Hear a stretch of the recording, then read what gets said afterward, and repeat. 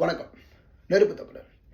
ஐயா மருத்துவர் ராமதாஸ் உண்மையிலேயே ஒரு காலத்தில் தலை சிறந்த ஒரு போராளி தான். மருத்துவம் படிப்பதற்காக கடுமையாக போராடி இருக்கிறாருங்க.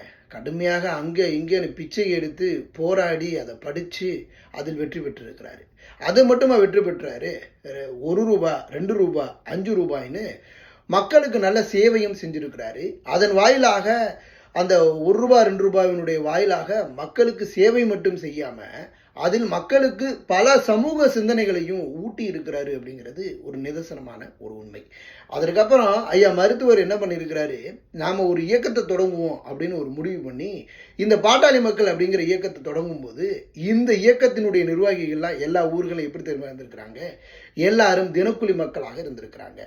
அது மட்டுமல்ல, இந்த போய் மீன் வித்துட்டு வர்றவங்க நேரடியாக வந்து ஐயா உட்காந்து, ஐயா இன்னைக்கு நம்ம இதை பண்ணிடுவோம்யா, ஐயா நாளைக்கு அதை பண்ணிடுவோம்யா அப்படின்னு மீன் விற்கக்கூடிய தொழிலாளர்கள் உட்பட கூலி தொழிலாளர்கள் வரைக்கும் தங்களுடைய அந்த அழுக்கு உடைகளோட ஐயாவோட பக்கத்தில் உட்காந்து பேசுவாங்க. ஐயா என்ன பண்ணியிருக்காங்கன்னா, ஒரு போராட்டம் நடத்தணும் அப்படின்னா தோளில் இருக்க துண்டை போட்டு கீழே போட்டு விரித்து கீழே உட்காந்து மிகப்பெரிய போராட்டத்தை நடத்தி காட்டி சாதனை படைச்சிருக்கிறாரு. அதனால தான் அந்த 45 ஆண்டுகால வரலாற்றில் அவர் பண்ணாத சாதனையே இல்லை அப்படின்னு சொல்லலாம். 69% இடஒதுக்கீடெல்லாம் ஐயாவினுடைய முயற்சியால், ஐயாவினுடைய போராட்டத்தால் கொண்டு வரப்பட்டது தான். அதனால தான் இன்றைக்கும் வன்னியர் சமூகத்தினுடைய ஒரு கடவுளாக பார்க்கப்படுறாரு.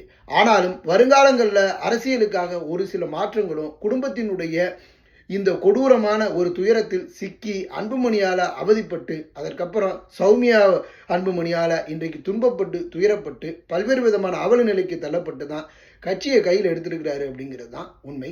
இருந்தாலும் கட்சியை இனிமேல் காலம் போன காலத்தில் கையில் எடுக்க முடியுமாங்கிற ஒரு கேள்வி இருந்தாலும், ஐயா அவர்களினுடைய ஒரு காலகட்டங்களில் போராட்டம் அப்படிங்கிறது நிதர்சனமான இவர் ஒரு நல்ல ஒரு நடைமுறை போராளி அப்படிங்கிறத இன்றும் நிலைநிறுத்துகின்றது. அதற்கு அவரை ஐயாவை தலைவணங்குவதில் மாற்று கருத்து இல்லை அப்படிங்கிறது தான் நிதர்சனமான ஒரு உண்மை.